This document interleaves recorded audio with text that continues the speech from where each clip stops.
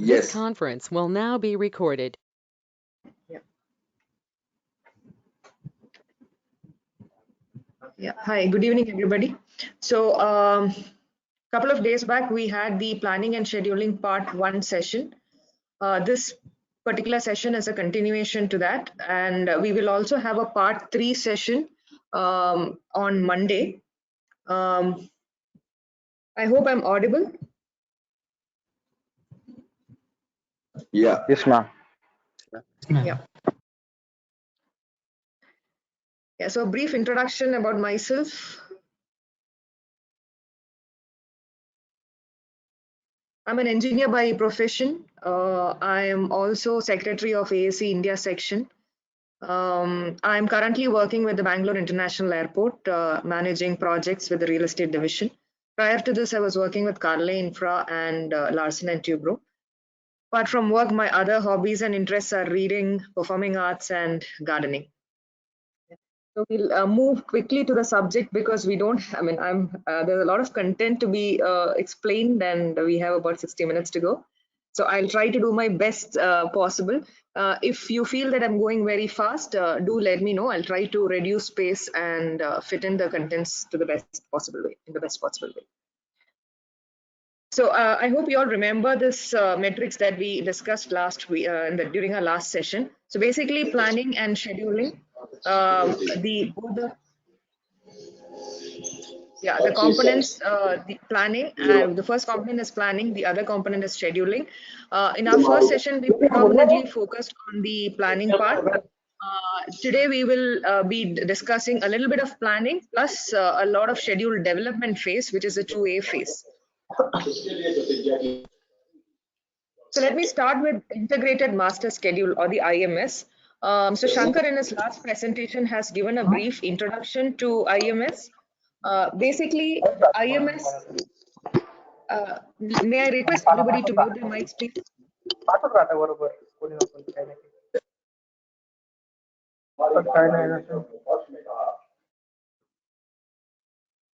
I would ask you to, you can mute all and then you unmute only yourself.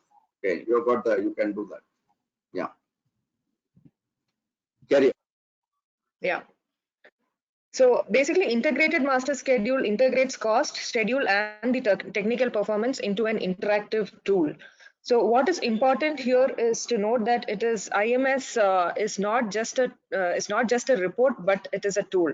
The image that you see here has all the components that actually goes into which are actually attributes of a project that goes into an IMS, starting with scope of work, the WBS, the organization breakdown structure, the basis of estimates, the budget, risks, the technical performance measures, etc.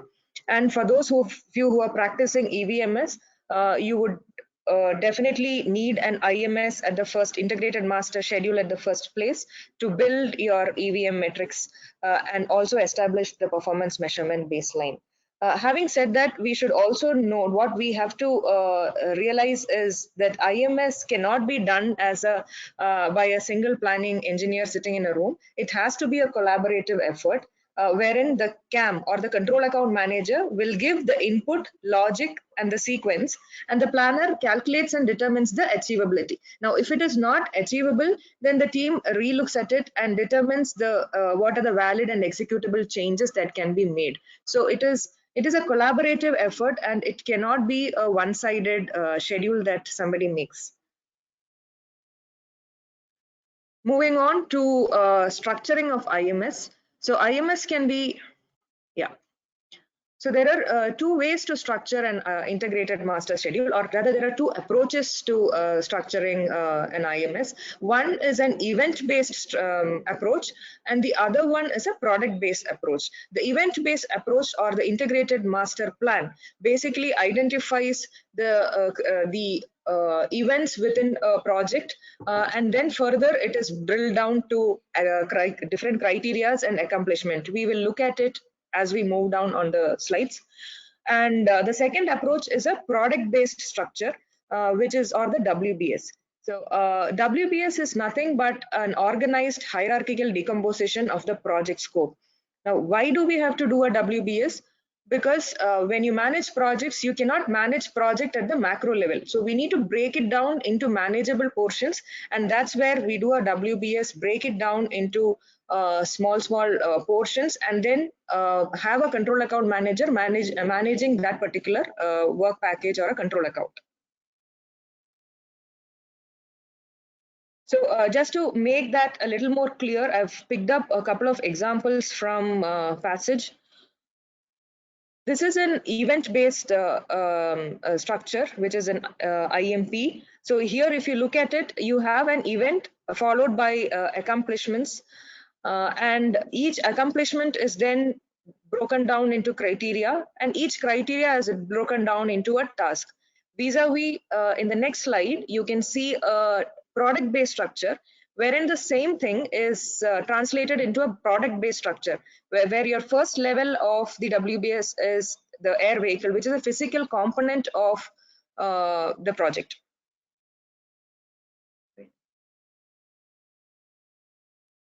Yeah, so this is a brief about WBS. I think I've explained that a WBS has to be is an hierarchical breakdown of authorized scope of work. And we can, in certain projects, it is also advisable to have a WBS dictionary. So WBS dictionary describes each WBS element, and it serves as a cross-reference between the WBS elements and the corresponding project scope of work and other documents. I'm moving on to the WBS illustrations. So when we structure a WBS, basically what you need to think is, before starting the work, you should actually understand or deliberate on what is a structure that you as a project manager or you as an organization needs. So each organization will have a set of monitoring systems or a different approach to looking at projects. So based on that, you need to create your WBS. This is one of the WBS structures that we used to follow in one of the organizations, wherein your first level is a project. The second, next to the project, we have basically the functions, or I would also call it as the events that actually show the progress of the project. So we have, starting with preliminaries, engineering and design, procurement, construction services, erection and commissioning, and then the handing over. The font size is a little small, but I had to fit the whole thing here. I hope it's a little visible, but anyways, I'm reading it out. So beyond the second level, on the next level that we are further breaking down each of these events into manageable portions. For instance, in the construction services, I have my different construction packages, namely the civil, electrical, MEP, and others. And then the civil works is further broken down into certain work packages, like the substructure, the superstructure, probably waterproofing, etc. So that the work package at this level is when you have the contractor WBS coming in.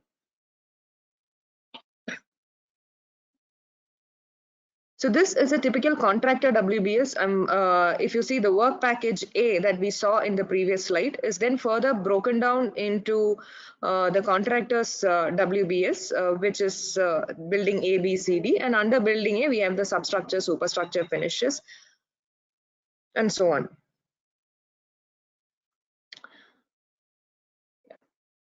I've actually put a representation of one of the previous projects that I was part of for better understanding, because we had few queries raised in the last session on having a illustration of the WBS.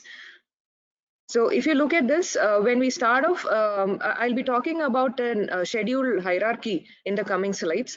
But for understanding, let me explain it here. So we have the first level, which is the preliminaries, engineering and design, sourcing, and construction. And under construction, I'm taking an example of facade and the IBMS. This is the topmost level of the WBS. Further, facade can be again broken down into the different WBS levels.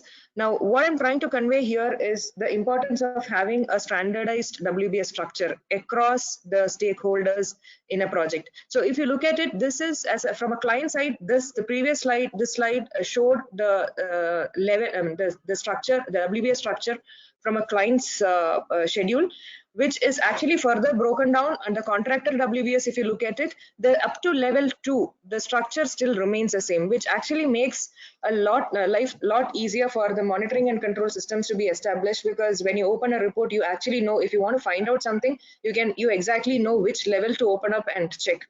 And it also helps in integrating all the levels of schedules vertically.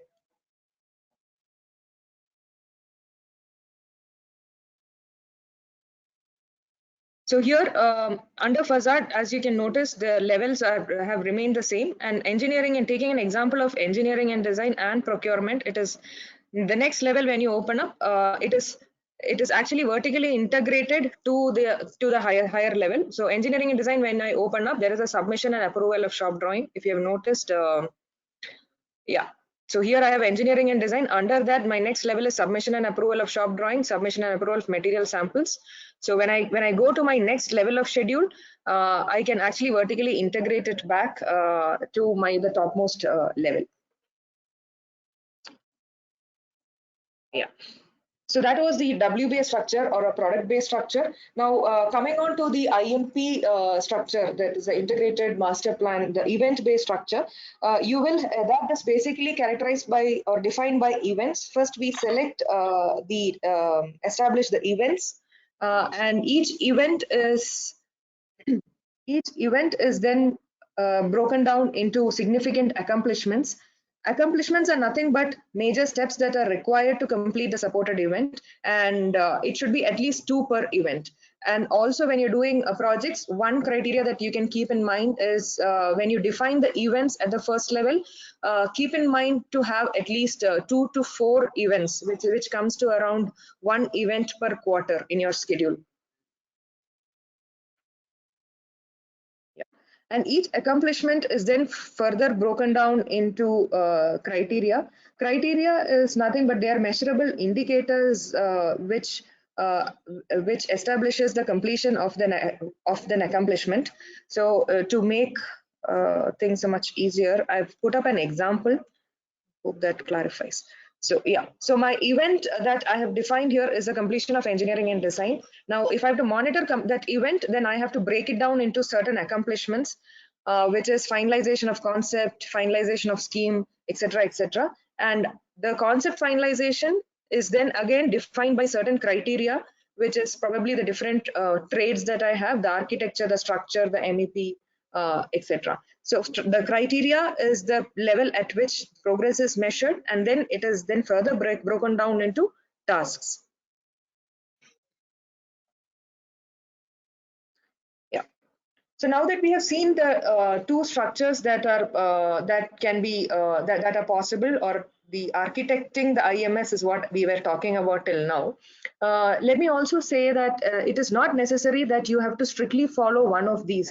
Very often we use combinations. At certain levels, we'll have to use a event-based IMS, and at certain other levels, you might have to use a product-based level, which is a typical example that we saw, wherein the construction is mostly a product-based, whereas engineering and design is an event-based structuring. Now, how do we go about doing or building the IMS? The recommendation is that when you are building an integrated master schedule for a project, go top down. Top down as in break the project into events, accomplishments, criteria, and tasks, which is what we have here, or build your plan. Now, one thing to note that is while you're building the plan, let's not get into putting dates into this. That's a big no-no here. Here, what you're trying to do is only breaking the entire project scope into smaller levels and increasing the level of detail. Once that is done, then you do a bottom-up scheduling, which is building the IMS with giving it a duration, a time, sequencing, etc., and then see where the project is going. For further revisions have to be done, do that. But the whole exercise has to be again, I reiterate, the whole exercise has to be a collaborative effort with inputs coming in from all stakeholders of the project.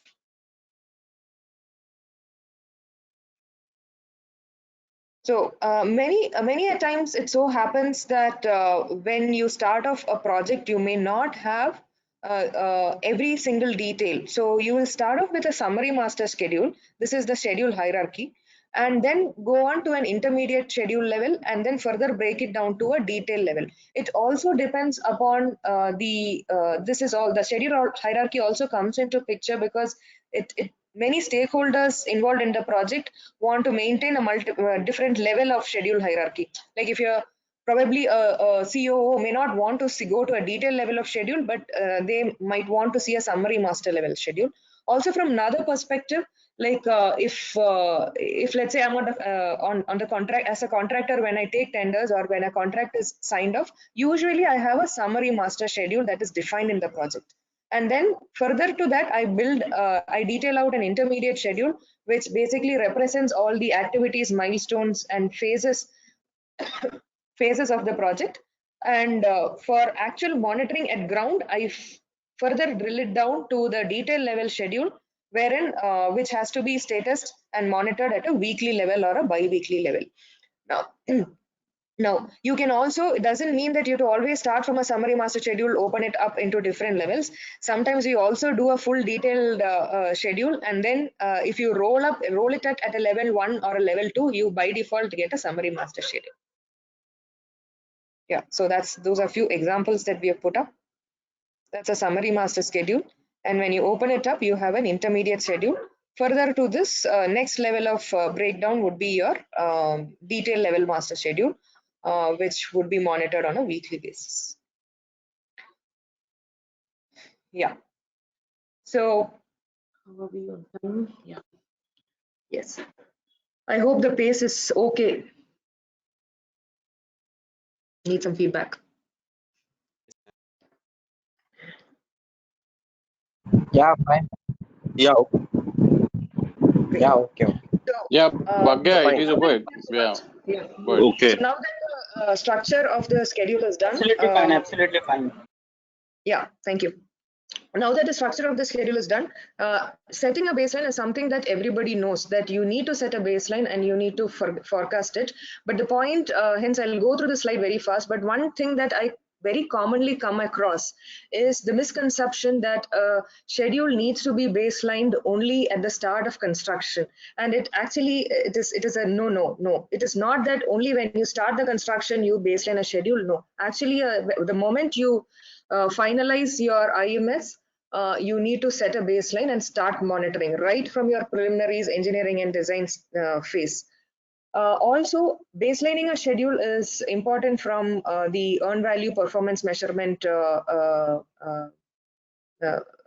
system perspective, because you need to have a baseline based on which the monitoring and forecasting happens. And forecasting, again, it is important because based on forecasts is where you have your estimate to complete calculated. Now, one important thing that we would want to discuss here is the IBR, or the integrated baseline review. So when we look at it, once a baseline is, what is the current methodology that you follow for baseline finalization? You can probably look at it after this meeting, because usually what I feel is for projects where a client insists on a schedule, the schedule is done, it is shown to the client, it is vetted out, and then there is a PMB that is established and monitored. But even otherwise, it is recommended to have an integrated baseline review. So what is an integrated baseline review? An integrated baseline review is a formal and a collaborative review between all stakeholders, wherein they understand what are the assumptions that have gone into the schedule, whether the entire scope of work is covered in the schedule. It is between all stakeholders. The prime contractor basically explains his technical schedule and the cost, wherever cost loading has happened, the cost, the assumptions on that, all that is being explained. It is a very good practice, and I recommend that we at least try to do this, because it brings in a lot of transparency, and also not only transparency, but it actually is very effective. As you go down the project, there can be a lot of situations where you need to there may be misunderstanding between the different stakeholders. So having an integrated baseline review within 6 months of the award of the contract goes a long way in understanding the assumptions based on which the PMB is built. So for more information, there is a guide to IBR published by NDIA. That's the source from which I've taken this process. You may refer that, please. So, so that is about the development of, that is about structuring of an integrated master schedule. Moving on, we'll be talking about how to do it, as in there are certain things that has to be taken care of while you're developing. For those of you who are aware of the quality assessment methodology frameworks that are available for schedule checks, if you follow these modeling techniques, most of the checks would be passed. So there are around 12 schedule modeling techniques that we will be talking about. Yeah, starting with the task naming convention. So when we structure a WBS, very often we come across situations where you see a particular activity or a task and we are not able to make out what that signifies. So you have to be very careful when you're naming a task in a schedule. Use present tense, action, verb, and let me show you certain, and it has to be very consistent and clear. I'm taking through some examples. So here I have an example where the WBS shows construction, tower 1, core 1, reinforcement, blah, blah, blah. Here you can see only 26 activities, but in reality, when you're handling projects, the WBS will run to probably a 500, 600 line item. So it actually makes a lot of sense to rename your tasks or name your tasks into which showing which level, which core it is, and what element it is. Because tomorrow when you track it, when you're managing a 500 list of tasks, then you will only be scrolling up and down to find a certain tasks, right? So it makes a lot of sense to have a proper naming convention.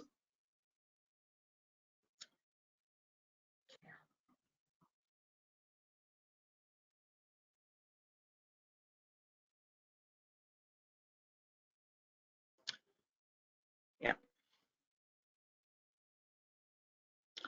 Next is the task duration. So basically, task duration indicates the number of hours required to complete the task. The one key thing that you have to look at is how do we arrive at the durations. Duration cannot be a random number that we put against activity, but it has to be logically arrived at. Have the quantum of work that is involved, which is a quantity, and arrive at the number of resources that you want to deploy. Using productivity, arrive at the durations. This is the most common practice, and in case it doesn't have any historical or previous experience, that is, if it is not available or you don't have the data in terms of productivity, then we usually go to the previous experience or data from previous projects, how much time it has taken, and then that is another approach of doing it.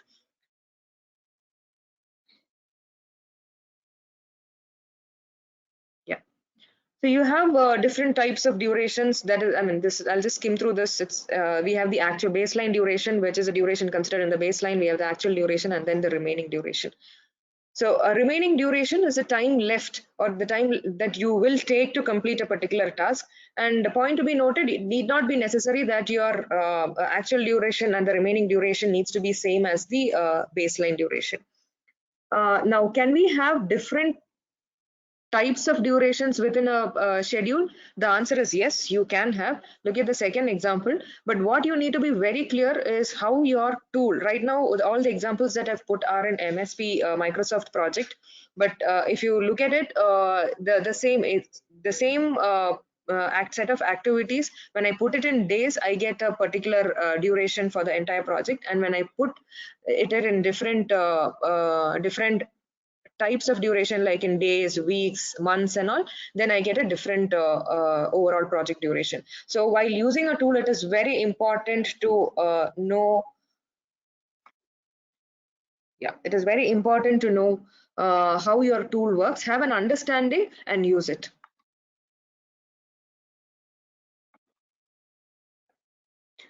The third thing that we'll be talking about is relationships and logics. I think this we touched upon in our previous session, which is there are basically four types of relationship: finish to start, start to start, finish to finish, and start to finish.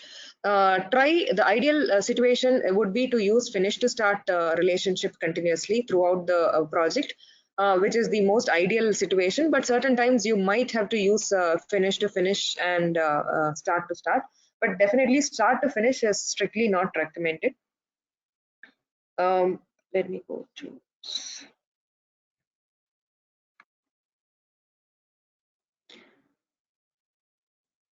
so basically why finish to finish or a start to start is not recommended is because when you give these relationships, we have open-ended task.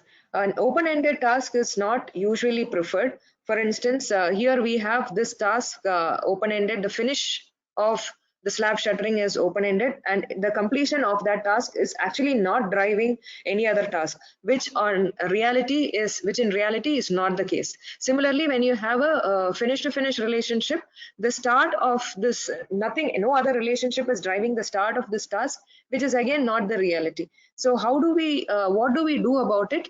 There are different ways and means to handle the situation that we'll come back to that come to this particular point.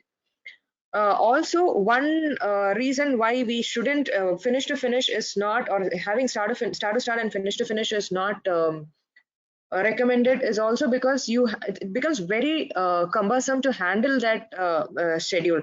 I personally had an experience where a lot of activities were defined, were sequenced as finish to finish, and every time you update a schedule, you need to personally go and check whether all of these assumptions, whether the schedule is being driven properly. It affects your critical path to a lot of extent. For instance, if you see here, I have given a finished start to start plus 5 days relationship. So if you look at it, the slab shuttering activity, even though it is completed, because we have given a start to start relationship with a lag, it is not actually driving the slab reinforcement, which is not the case on ground, and hence it is not recommended to actually use these. Yeah. So how do we handle this? We can, instead of that, we'll come to that after discussing on the lags and leads as well. So the fourth criteria is having leads and lag in the project. So basically lag is when you delay a successor activity, and lead is when you accelerate the successor activity. It is recommended that instead of using a lag or a lead, we use a schedule visibility task versus instead of a lag, we can use a schedule visibility task. Now, also what we should note here is do not use a lag or lag to represent a budgeted work. It's a very common practice to use a lag to at a very wrong places, but actually it is supposed to be used for tasks which are not part of which does not represent a budgeted work. For instance, a quality check or a curing of concrete is another example that we can think of. Like, while it is very mandatory to have that particular time or reserve that particular time in the project, it is actually not part of the budgeted work. Hence, you might have to show it. There is a tendency to show it as a lag.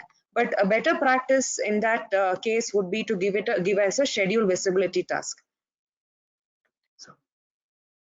So what is a schedule visibility task? I think if I give an example, that becomes much more clear.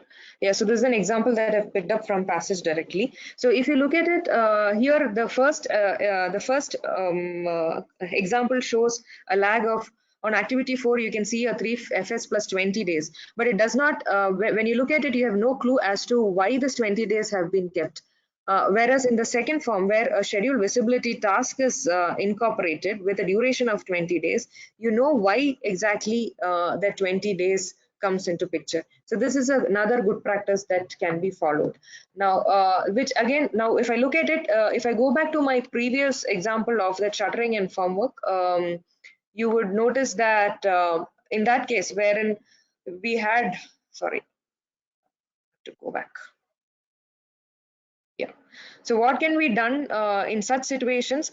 Instead of having a scheduled visibility task, we can also think of splitting the task into sub levels. Like, if you can clearly identify at what point you're going to start the slab reinforcement, probably you can look at breaking the slab shuttering activity into two sub activities or two activities, and then giving it a finish to start relationship with reinforcement. So that is yet another solution that you could think of.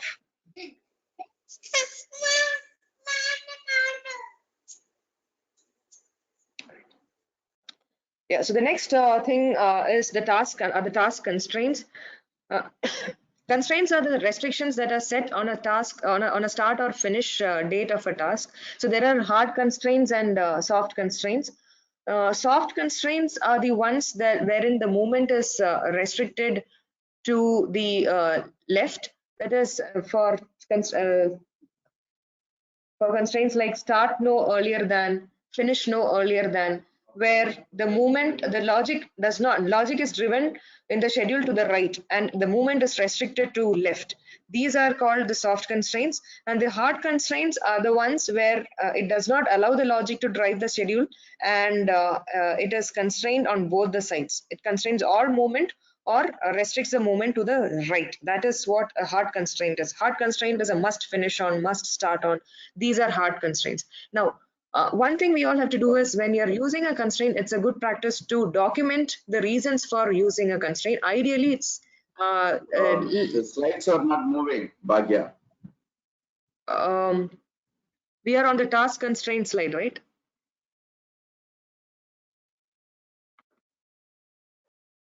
The schedule modeling technique.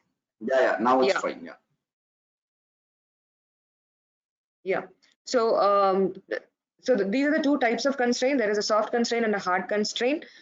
So here I've put up an example wherein there is a constraint that is defined on activity D, because of which, even if these are basic stuff, so I'll just skim through, even if the activity C finishes much ahead of time, because of the constraint, the activity D is not moving. What you have to look at is to document these while you are setting up the integrated master schedule, or while you are having an integrated baseline review. Please document these constraints, because you can be questioned at a later date when the schedule is being updated and these constraints come into effect. Oh, that's just how MSP reacts to a constraint, and it's super okay to have this planning wizard on the screen. Yeah, so the next thing is milestones. Milestones are activities of zero duration, and it actually marks the completion of a particular phase in a project. So there are different types of milestones. We have program milestones, there are toll gate milestones. Program milestones are the usual milestones that we have, which are defined at the start of a project, and I think it'll be better to go to the example. Yeah, so these are the program milestones, which actually signifies an accomplishment of a particular phase or a particular set of tasks in a project. So you need to define milestones at upfront.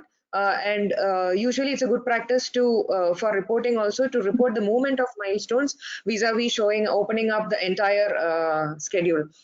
Usually, like what we spoke during the discussion on the integrated master plan structure, it is a good practice to have at least one milestone in a quarter. Another good schedule modeling technique is to have toll gate milestone. This is no rocket science, but this is basically one milestone for a physical for a set of activities coming within a particular level of the schedule of the WBS. Like for instance, here all these, the activity A, B, package A, B, C, D completion are linked to a one milestone, which is consolidated drawing package of CDR complete. Similarly for other levels also, and then these toll gate milestones are linked to the project milestone.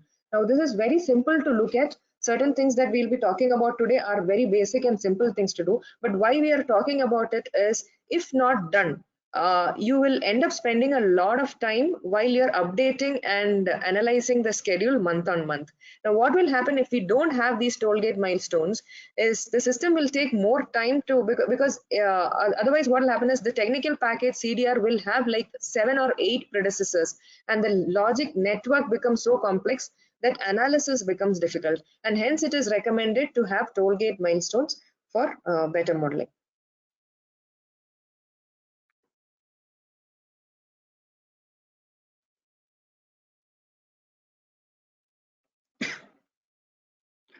We also have something called interface milestones. So these are handshake points basically. So in a project, we have multiple stakeholders and multiple interface points as well. So contractor A handing over to contractor B,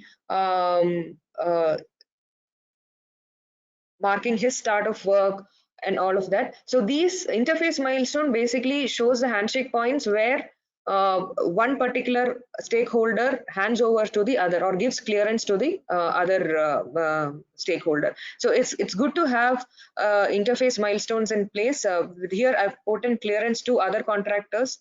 It's a typical example that we have used.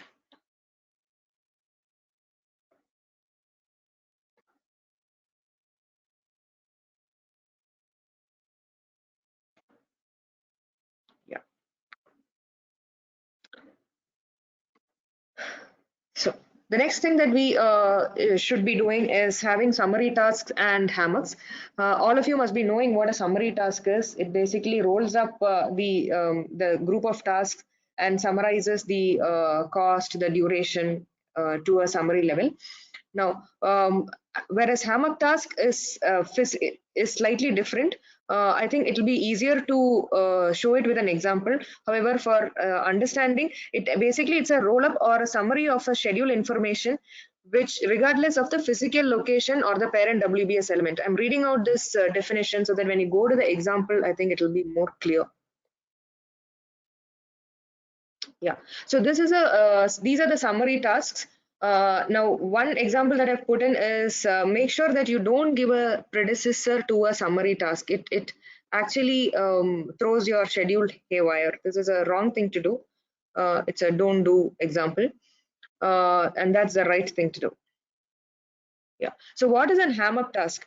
Many a times we might have we will have a WBS which actually signifies the activities in a particular level under a particular level, and then there might be you are structuring a WBS in a particular way, but then if you want certain other information to come in, for instance, in this case, let's take this example of flight testing. Aircraft 1 flight testing, there is navigation, there is communication testing, there is a high altitude testing, which is given with a finish to start relationship. Similarly for aircraft 2. But then if I have to block a testing center from date A to date D, I need to know from what day, what time the activity is starting across these aircraft 1, 2, 3, and what time it is ending. That is where I'm using a hammock task, which is basically this here. If you see it, there is a mountain test facility operation. The start date of this task is driven by the start date of the high altitude testing of aircraft A, and the finish date is driven by the completion of high altitude testing of aircraft B. Similarly, for any other example, like if I have to take an example from the construction, but here I've given an example of supporting architecture. So when we usually put a WBS, we put it as a concept design, and then under that I have architecture, structure, MEP, interior, and scheme design. Again, I have a architecture, structure, MEP interior. Now, if I need to see if I have a resource who is supporting architecture alone, and if I have to see from what time to what time the resource has to be available, I can probably have a hammock task, which indicates which picks up information across the different physical locations of the WBS, and then gets me that time. Now, hammock task is possible. I've created hammock tasks in MSP. When I was reading about Primavera, it is also possible to have hammock tasks in Primavera. For those of you who don't know, it's a quick thing. I mean, you can define the activity, and then copy paste the start and finish of that the start of the first activity and the finish date of the last activity. Copy and paste it onto the schedule on the particular hammock task activity, and then it's done. Only thing, you have to paste it as a text data. This is just a how to do it part of hammock task. Also, to identify how many hammock tasks are there in your schedule, if you insert the link field, whatever is shown as a yes is a hammock task. right? So I think I'll move a little faster. We also have a set of level of effort activities. This level of effort and apportioned effort we'll be dealing with a lot more in detail in our upcoming sessions on earned value management system.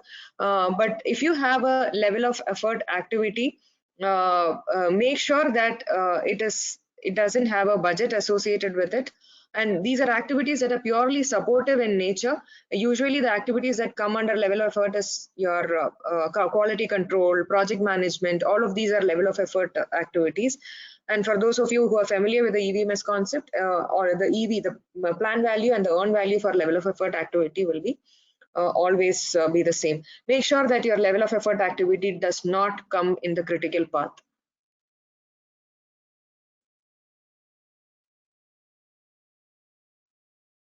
Yeah.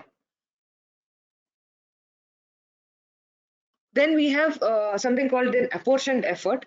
Many a times you will come when you're structuring a schedule, you will have tasks which are actually driven by a direct task, which is actually driven by another direct task.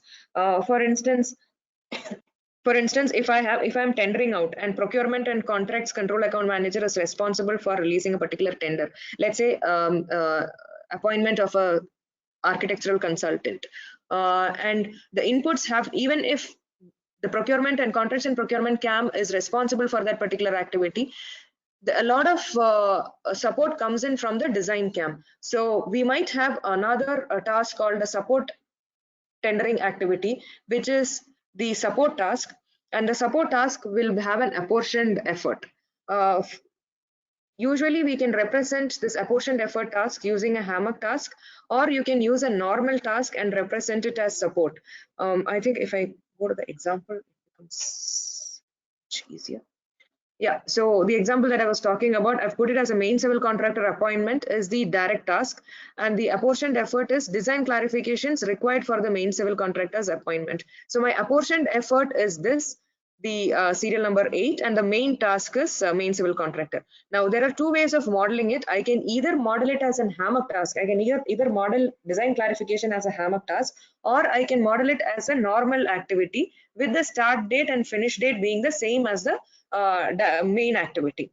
Only thing you should be careful about is when you're updating the schedule and measuring progress, the progress on the apportioned effort should be updated as same as the progress on the main task.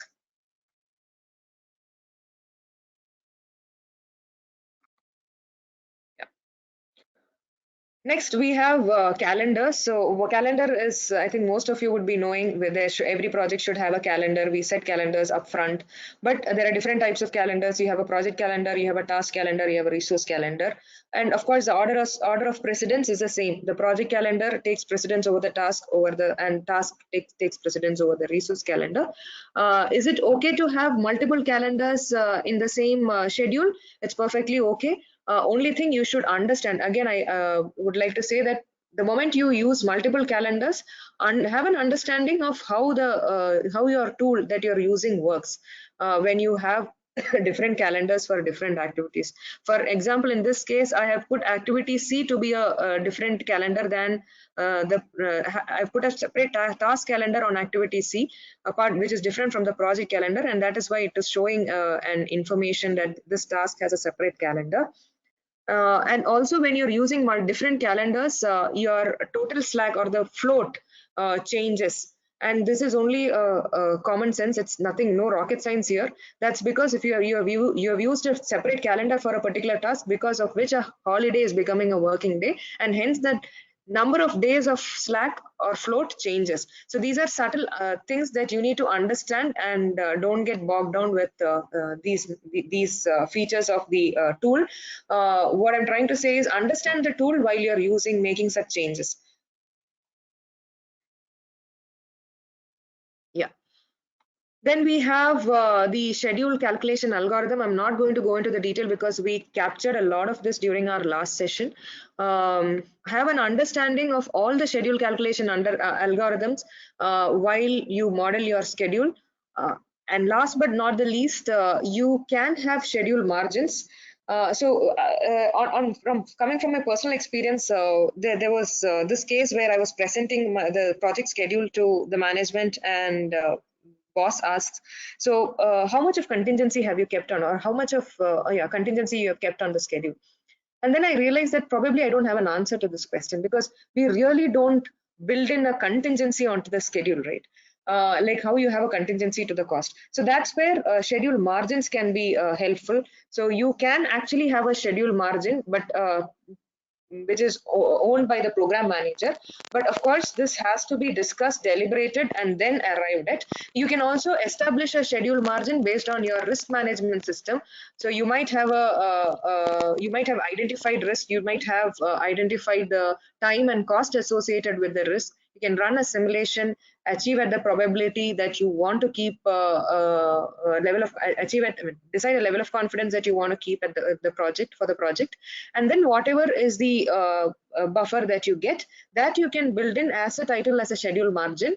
The schedule margin, only thing, it has to be justifiable and traceable to the program's risk management system. As long as you can do it, it is okay to have a schedule margin which will be co-owned by all stakeholders. And as you move ahead in your project, you can have the schedule margin can be based on the, again, coming back to the risk management system. If your risks have been mitigated, then you can keep reducing your schedule margin.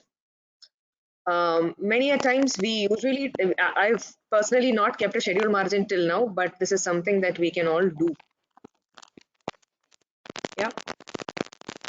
So I think that's the most of the content of the session is done, but I would also want you to have a look at the reference material that you can use as planners. There is a lot of recommended practices that AAC provides. I've listed down a few related to scheduling. The major content of this presentation is from the Planning and Scheduling Excellence Guide version 4 by NDIA. This is again an open source material that is available. You can get it from the internet. And also their AAC has a professional practice guide. So the framework that you saw in the beginning was from the PPG 4 planning and scheduling. I think with that, I would also, for those of you who are interested, there is a planning and scheduling professional certification that AAC offers. I've put it up here. You can have a look. I've also put the link here. You can get more details of the certification from the link. I think I'm almost done with the session. I'll open the forum for questions.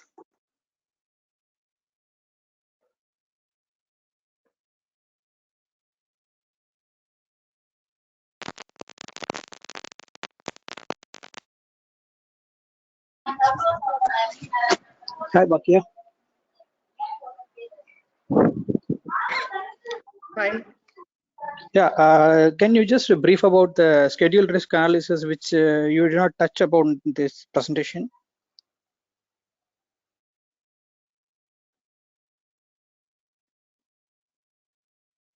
You want me to describe the schedule risk analysis? Hello. You can just touch upon, or you can just give us a slight brief that where it will be applied and how it will be useful for our planning purpose. Are you coming from the last slide wherein I was talking about the schedule margin? It's not only for margin actually. It is across the planning and scheduling development process, because the schedule risk analysis will be the outcome where we will be seeing that the PERT analysis, kind of PERT analysis and the 3-point analysis, and we will be finding out the optimistic duration. Yeah, so I have actually from my experience, I have done a risk analysis on schedule through a software called I've used Saffron.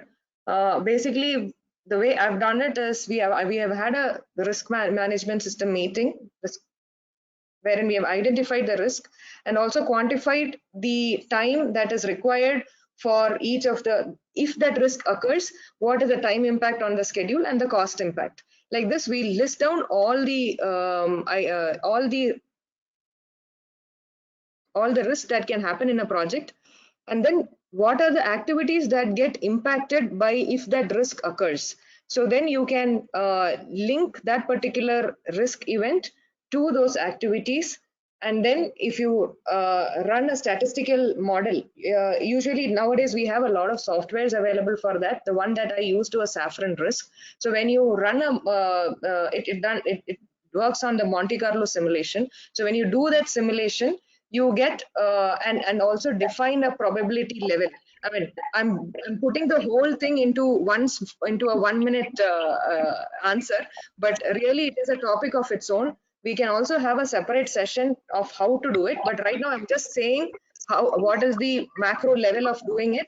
So you load it, and then you, based on the management decision as what is the level of confidence that you want to have on a schedule, whether it is want to have on a project, whether it is a P50 or a P80, you fix that and then see what is the time duration that the project will extend to. So if it is extending by another 20 days, then that 20 days is the margin that you can keep. Hello. That's perfect. Yeah, that's good. Yeah, I have one question. For example, I mean, what is the best practices when, see, for engineering and design development phases, many time in a multidisciplinary schedule, during design development phases, particular activity is dependent on, I mean, start of a particular activity is dependent on some discipline, and finish will be determined by some other discipline. So in those cases, the duration of the activity itself, effective duration may be less, let us say 3 weeks, 4 weeks. But the window of start and finish, because they have different dependencies, it may be about 3 months, 4 months, 5 months.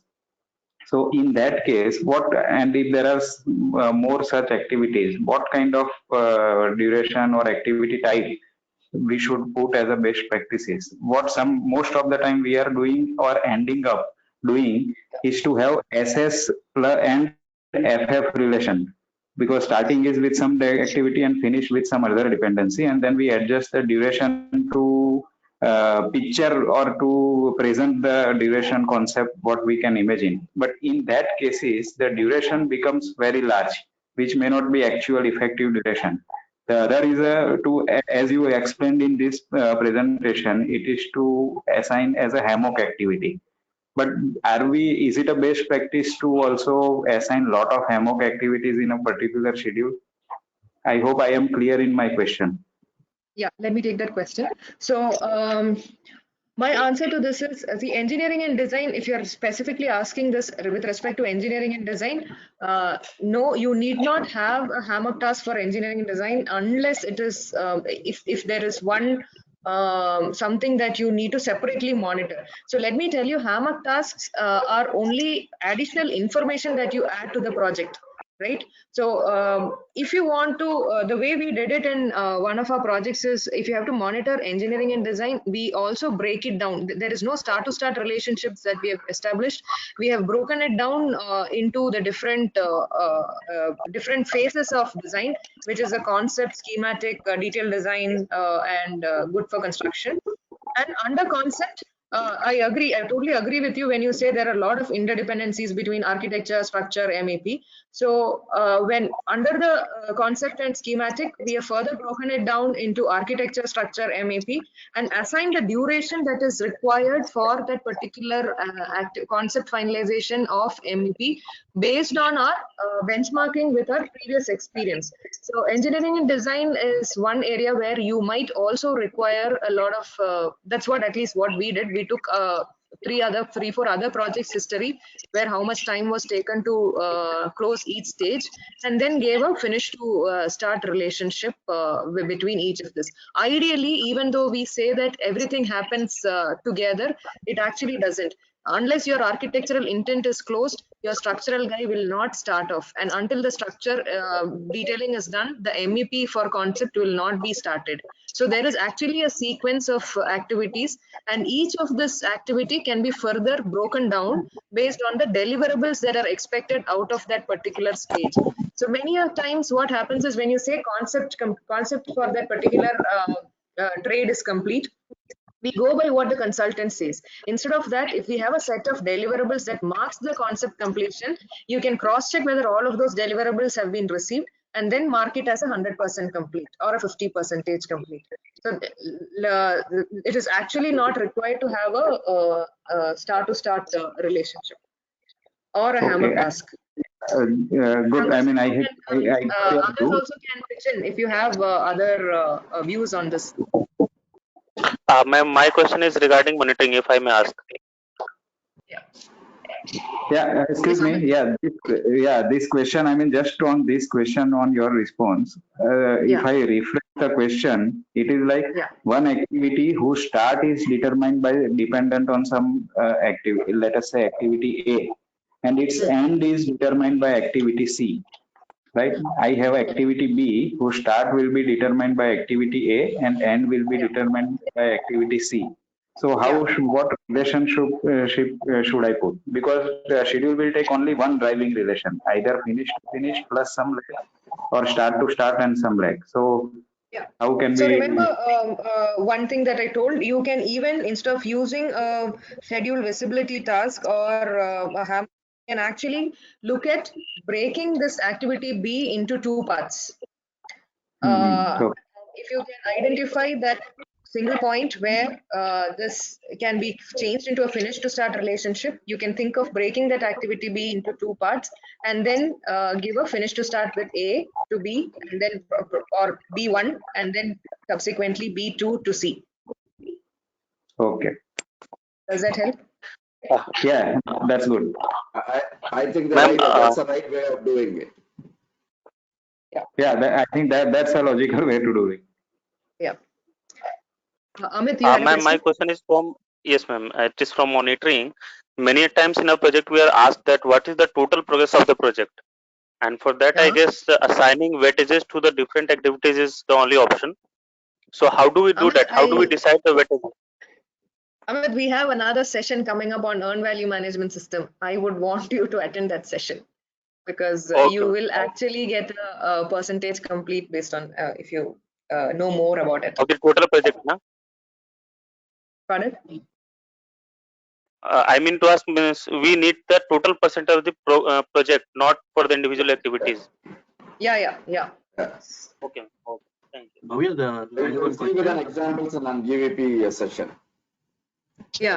We will have a detailed session on earned value management system. So that time we will definitely answer it because today now I don't think I'll be able to take that in like 30 seconds. I cannot answer that question. Okay, ma'am. Okay. Thank you. Yeah. That's a good session. Okay. Hello, ma'am. Yes, Sunny. Yeah, ma'am. My question is very simple and for beginners. Basically, I'm a beginner in this field. I have gone through levels of schedule, and it has been said that there are at least 5 levels of schedule, 3 levels of schedule, 6 levels of schedule. But in reality, how many levels of schedule actually exist? Or when we are being asked how many levels of schedule are there, how many levels of schedule should be mentioned actually? Yeah. So how many level of schedule can we have? You can have n number of levels based on your structure. But what is it that is preferred? It is preferred to have probably 4 or 5 levels. 5 usually when you drill it down, it goes to 5 depending on your model. But it's better to restrict it to 5, level 5. Beyond that, it Level becomes 5. quite unmanageable. Yeah.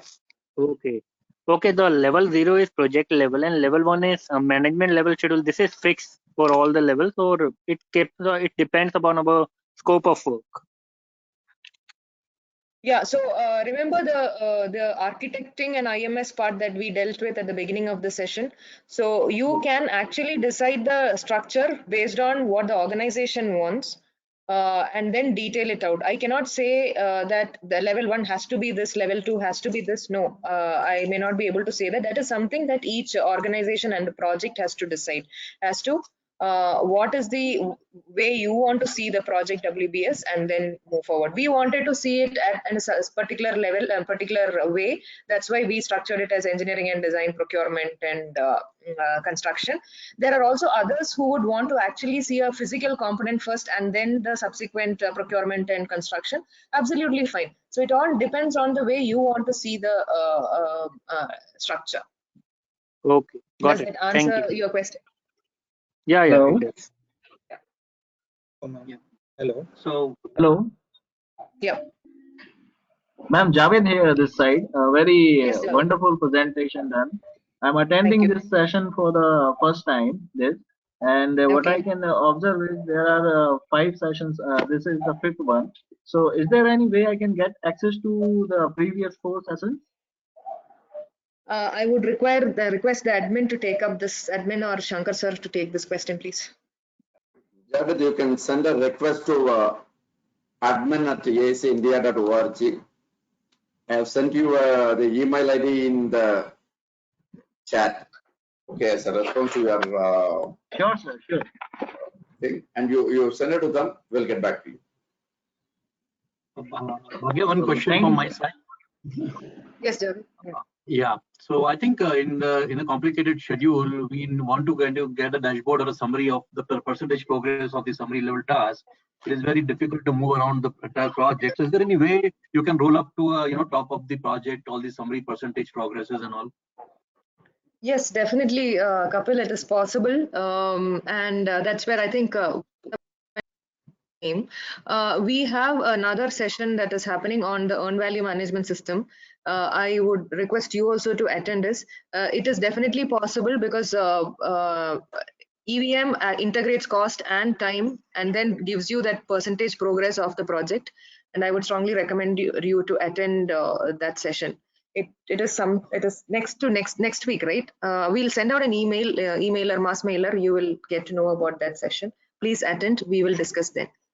So yeah, that's good. So I do understand about EVM, but is there any way that percentage progress can be moved on the top through some predecessor successor relationship or some other thing, from a summary task? So yeah, so definitely in MSP also it is available. In Primavera it is available, but it also percentage complete offer, signifies what is the background algorithm that works in an MSP or a Primavera. That we need to understand. So today, if you look at a percentage, if you put a percentage complete on the activities and then you go to your summary task, MSP definitely gives you a percentage complete, but that is with respect to time.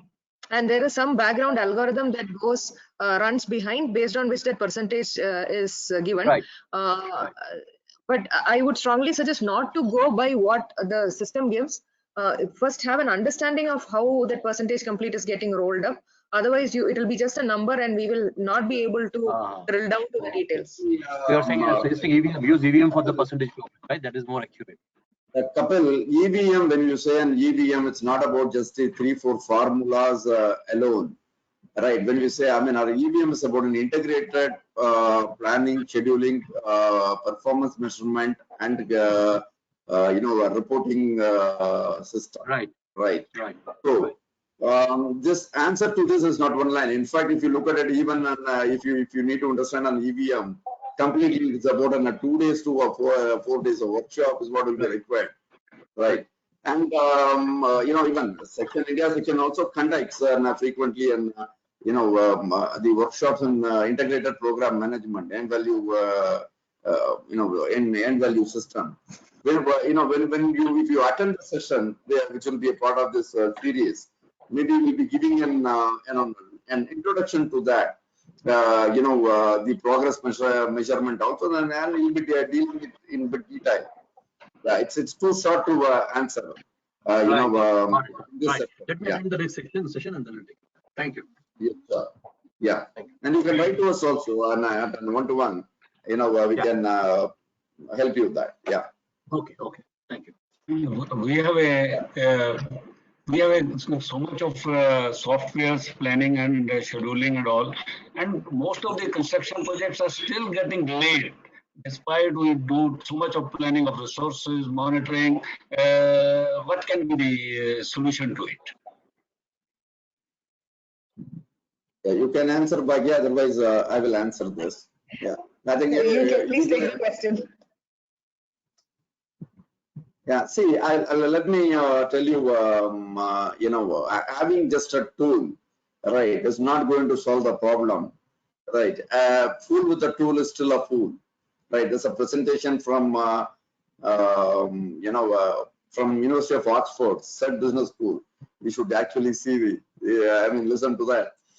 It's an, just having a tool is not going to ensure that. There are, and also being a planner alone, it will not you alone cannot solve all the world problem. And it's like this, in tomorrow's session or the next session, not tomorrow, the next session we will also try to maybe a 5 minutes or 10 minutes where we can have I'll present it on the desirable behaviors which need to be there in any organization, right? Or with a group of individuals who are working in the project, which can make the entire planning and scheduling successful. It is not just a knowledge of one individual or just adopting a tool alone is not going to solve. Probably I will cover this in the day after tomorrow when Srinath presents. Maybe 5 minutes to 10 minutes. I'll cover these aspects. Okay, it's a very Thank good you very much. Yeah. Thank you very much. But the thing is, the appreciation is that the schedule planning, when we say planning a schedule, we have to take care all kind of factors. When we are taking risk or the other resources, when we are building it up in our software and all this thing, why can't the uncertainty to that kind of a scenario where it leads to the delay in the project can be built in something like we are keeping buffers, maybe feeder buffers also, and we are having schedules as a contractual schedule is a different. Then we have a best schedule for implementation. Can we put some light on it? Sorry. Remember we started off the session with the integrated master schedule concept, wherein we said that IMS is not just a time schedule that we are talking about. IMS is also about integrating the cost and the scope of work and much more in terms of the OBS, the organization breakdown structure, the risk management system, the system engineering system, management system. So whatever you just mentioned all forms a part of IMS. Many a times where we go wrong is when we look at a schedule and look at it only with respect to time, it shows only time. No, it doesn't. It is not only time. It shows also, it can be modeled to incorporate all the aspects, the scope of work, the basis of the estimates, everything can be built in, and it is a collaborative effort. And once you have an integrated master schedule, then I think it makes your life much easier, and there is also a common understanding between everybody in the project, and everybody will start using that information that comes out of your IMS while you are tracking a schedule to take decisions and manage risks and so on.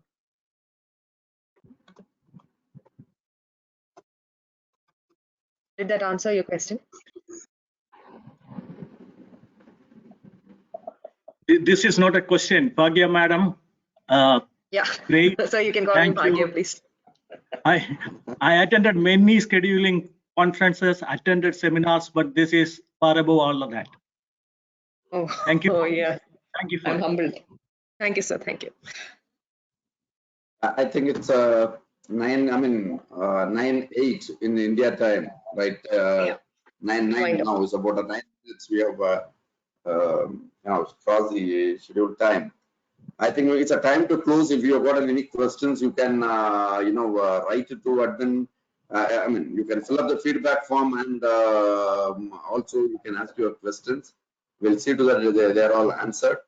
And thanks for attending. For your patience and attending. And I am seeing a lot of people from outside India also. They are attending the program. And I would request, in a very, very valuable, the feedback, right? I'm seeing people from South America, right? I'm seeing people from Spain, Turkey, Nigeria, and quite a few countries. Yeah, it's good to, it's good to meet all of you, in this forum. Yeah. We'll also have the part 3 of the planning and scheduling on Monday, same time, 8 p.m. IST. We will have the mailer sent out shortly. Yeah, thank you. We'll close this call. Close the webinar.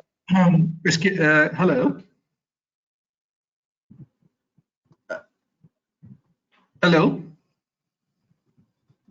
Yeah, Mr. Anil. Yeah. Yeah.